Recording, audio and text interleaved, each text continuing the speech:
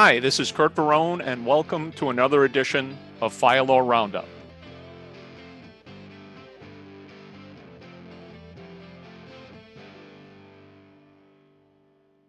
Let's go right down the street for me to Rochester. Okay. Rochester obviously was just in the news for some bad things. They had a police officer shot and killed.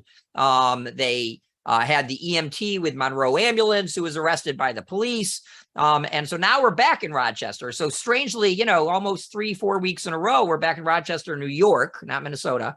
And this is insane, less insane than the next one, but almost insane. So here we have a Rochester firefighter, right? He claims he was forced to attend a party by his captain. I guess his captain says you got to go.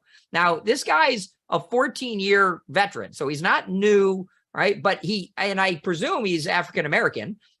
He goes to the party and unbelievably, although we shouldn't say that since discriminations are, number one claim here, but unbelievably and allegedly at this party, they're mocking Juneteenth, right? The actual date that slaves were freed, and which is a national, now federal holiday. I suspect where this came from. He's ordered to go to this party, and so he has to be there, right? So he's subjected to be there, as clearly work related because he's ordered to be there. And mocking is not a good word. They allegedly put a bucket of fried chicken below pictures of Juneteenth. They take pictures with these pictures, as we call it, Exhibit A and B, right? And they just engage in a bunch of alleged racist, activities and have a party mocking it.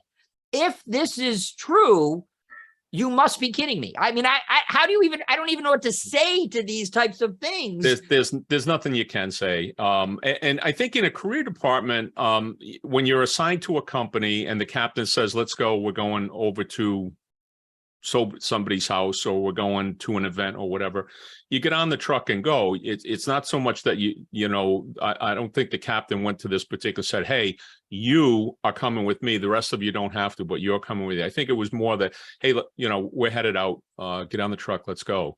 And one of the places that they went, or the only place that they went, was this party. And I think it was last week we talked about parties and on-duty firefighters and how these things can get you in trouble. And drinking and drugs. We've seen a number of cases where they're providing drugs at parties to, off-duty, on-duty, whatever. Firefighters. Are you able to get the complaint on this one? I tried about an hour ago. It is not accessible yet, which is really strange because electronic filing is almost immediately accessible. I searched by his name and by Rochester, and I could not find any suit as of yet. So maybe there's nothing on the federal side either. So, but sometimes the news media gets ahead of things. They'll say that a suit is being filed based on a threat, or the lawyer will send them a copy of it saying we're going to file this, and then it doesn't get filed. So I was a little bit cautious about it, insofar as without the complaint, we're going third hand now from the news media. So right. The blog has a link to a news video about it. Gives a little bit more story. The captain has been disciplined, which, appropriately so.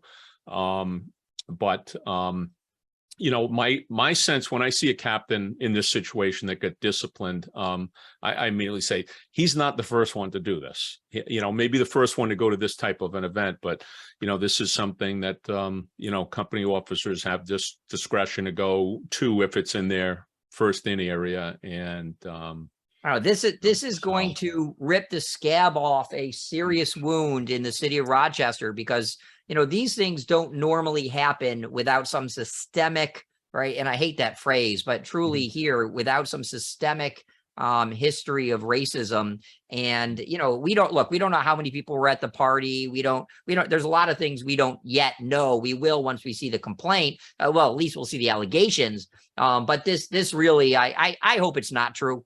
For the sake of everybody, I hope it's not true. But wow.